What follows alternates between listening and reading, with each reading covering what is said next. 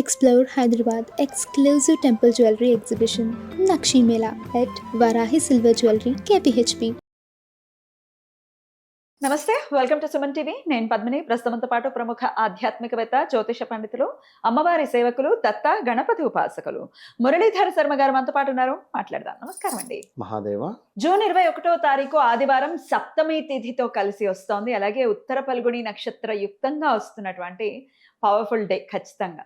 మరి అంటే మాఘమాసంలో అయితే సూర్యారాధన చాలా విశేషంగా చేసుకుంటూ ఉంటాము.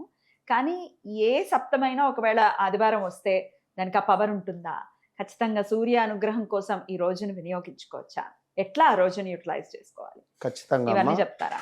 ఎవరైతే సమాజంలో గొప్ప పేరు ప్రఖ్యాతలు కావచ్చును, అదే విధంగా ఒక అధికారం మాకు రావాలి అని అనుకునేటువంటి వారు కావచ్చును, అదే విధంగా సూర్యుడు అంటే ఒక తండ్రి, గ్రహాలకు రారాజు అయినటువంటి యొక్క సూర్య భగవాన్ యొక్క అనుగ్రహాన్ని పొందేటువంటి వారు ఎవరైతే ఉన్నారో, అంటే గవర్నమెంట్ జాబు కోసం ట్రై చేసేటువంటి వారు కావచ్చును. ఎందుకంటే సూర్యుడు ఉత్తరా పాల్గొని నక్షత్రంలో ఎంత అద్భుతంగా ఎంత బలంగా ఉంటాడో, ఎవరి జాతకంలో అయితే ఒకవేళ ఇన్ కేస్ ఈ యొక్క సూర్యుడు ఇదే ఉత్తరా పాల్గొని నక్షత్రంలో వారి వారి జన్మ జాతకంలో ఉత్తరా పాల్గొని నక్షత్రంలో ఈ యొక్క సూర్య భగవానుడు ఉంటాడో, అంటే ఏ పార్టీతో సంబంధం లేదు నాకు, కానీ వారు మరొక కేసీఆర్ కావచ్చును, ఒక చంద్రబాబు నాయుడు గారు కావచ్చును, ఆ విధంగా పవర్ ఉంటుంది. మామూలు పవర్ కాదు. ఒకవేళ సూర్యుడు ఉత్తరా పాల్గొని నక్షత్రంలో వారు జన్మించినటువంటి సమయానికి ఆ యొక్క లగ్నం ఏర్పడిన ఆ సూర్యుడు మంచి స్థానాలలో ఉన్నా కూడా వారు అసలు ఉన్నత శిఖరాలకు ఎదిగేటువంటి పరిస్థితి ఉంటుంది. మామూలు కాదు. ఇది 100కు 200%. అదేవిధంగా మరి యొక్క ఆదివారం మనకు విశేషంగా కూడా సప్తమి తిథి రావడము, భాను సప్తమి, ఇది ఎంతో అద్భుతము అని చెప్పుకోవచ్చును. ఖచ్చితంగా ఎవరు ఏం చేసినా చేయకున్నా నేను చెప్పేటువంటి యొక్క 3 పనులు చేస్తే ఆరోగ్యం కావచ్చును, ఉన్నత అధికారం కావచ్చును, వీరికి కొంతమేర ఈ యొక్క ఉద్యోగంలో గొడవలు జరుగుతున్నాయి, అవకతవకలు ఉన్నాయి, చాలా చిరాకుగా అనిపిస్తూ ఉన్నది అని అనుకునేటువంటి వారు కావచ్చును, భార్యాభర్తలలో ఈగో క్లాషెస్ వస్తున్నాయి, నా మాట వినట్లేదు లేదా నా మాటే వినట్లేదు అనే విధంగా ఉండడం కానీ, కొంత మాట మూరకంగా కొందరికి ద్వితీయాత సూర్య భగవానుడు ఉంటే తొందర ఎక్కువ మాట్లాడుతూ ఉంటారు, మాట జారేస్తారు, మళ్ళీ వెనక్కి తీసుకోవడానికి కూడా ఈగో ఫీలింగ్ ఉంటుంది. ఎస్, మాట అనేది తొందర. ఇప్పుడు వెయిటరు పని ఏమిటి వెయిటర్కు తెలుసు, కారు డ్రైవర్ పని ఏందో కార్ డ్రైవర్కి తెలుసు, నువ్వు పెట్టుకుందే డ్రైవర్ను, నువ్వు నడుపుతూ ఉండగా డ్రైవర్ను మెల్లమెల్లము అగో తాకిస్తావా, ఇక్కడ ఇట్లా టెన్షన్ చేస్తే వాడు నడిపేటోడు దిగి వెళ్ళిపోతాడు, నువ్వే నడుపుకోపో అని. అవునా కాదా?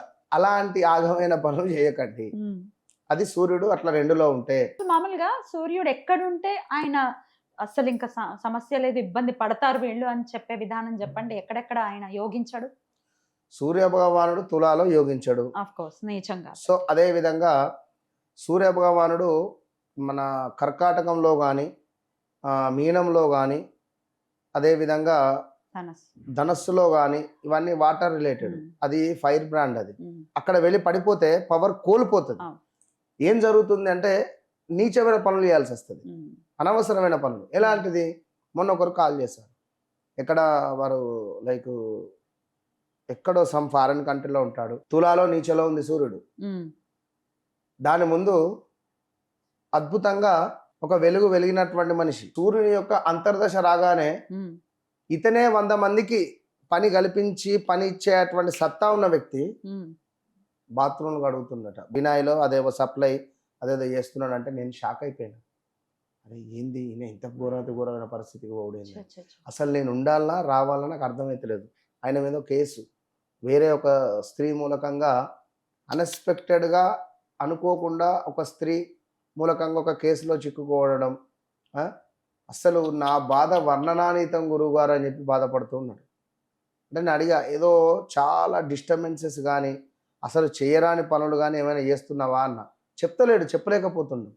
అడిగేసరికి తను అర్థం చేసుకొని అడిగింది, చెప్పిండి ఇక ఓకే గురువుగారు అన్నట్టుగా. సో ఉంటుంది అట్లా.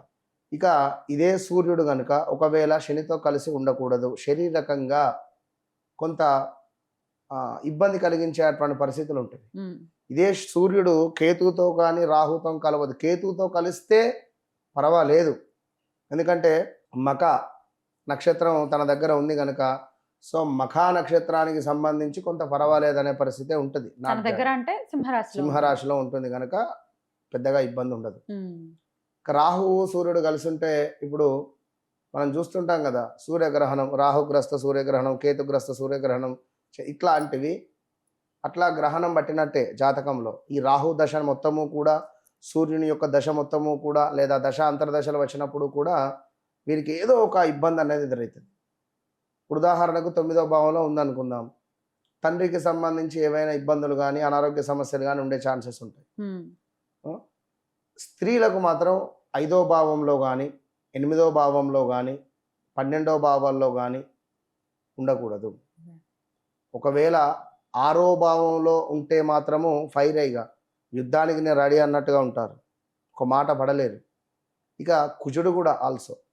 సరే, ఏదేమైనప్పటికీ కూడా వ్యక్తిగత జాతక రీత్యా వారి వారి జన్మించినటువంటి సమయాన్ని బట్టి ఆ యొక్క సూర్యుడు ఎవరితో కలిసి ఉన్నాడు. మరి శుక్రుడితో కలిసి ఉంటే ఇంకా సూపర్, సూర్యుడు శుక్రునితో కలిసి ఉంటే ఎక్సలెంట్, బుధునితో కలిసి ఉన్నా బాగానే ఉంటుంది. కనుక వారి వారి జాతకంలో పాపగ్రహాలు పుణ్యగ్రహాలు అనేటువంటివి డివైడ్ చేయడం జరుగుతుంది. ఇందులో సూర్యుడు కొన్నిసార్లు పాపగ్రహాల సైడ్ ఉంటాడు, కొన్నిసార్లు పుణ్యగ్రహాల సైడ్ ఉంటాడు. అది ఆ చాటును బట్టి మనం నిర్ధారణ చేసుకోవాలి. చంద్రుడు సూర్యుడు ఇవి రెండు పాపగ్రహాలకు పుణ్యగ్రహాలకు అవి ఉండే స్థానాన్ని బట్టి మనం నిర్ధారణ చేసుకోవాలి. సో ఈ యొక్క భాను సప్తమి రోజు నాడు ఉదయాత్పూర్వము 3 నుండి 5:30 లోపు, మ్యాక్సిమం 4:30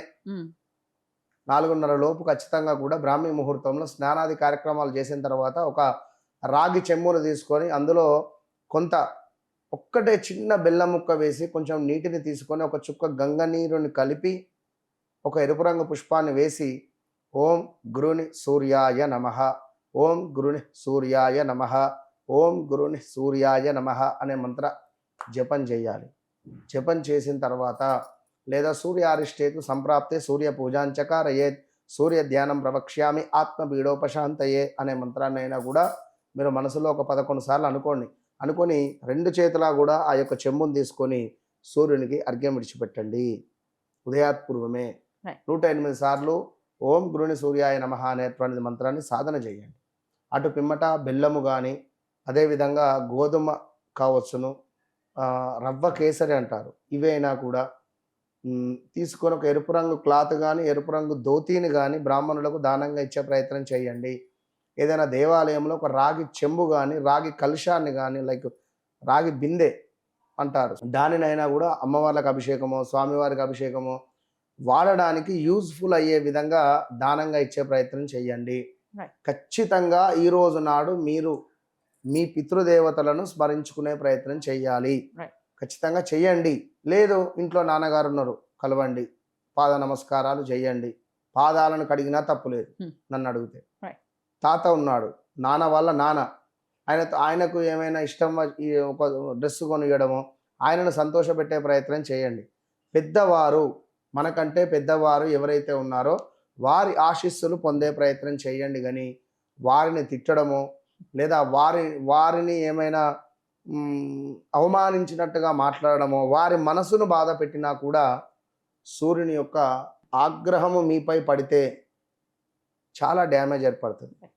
ఇది బాగా గుర్తుంచుకోదగ్గ విషయం. కనుక వ్యక్తిగత జాతకంలో తప్పకుండా కూడా ఏం దశలు అంతర్దశలు నడుస్తున్నాయో కూడా చెక్ చేసుకోవాల్సిందే.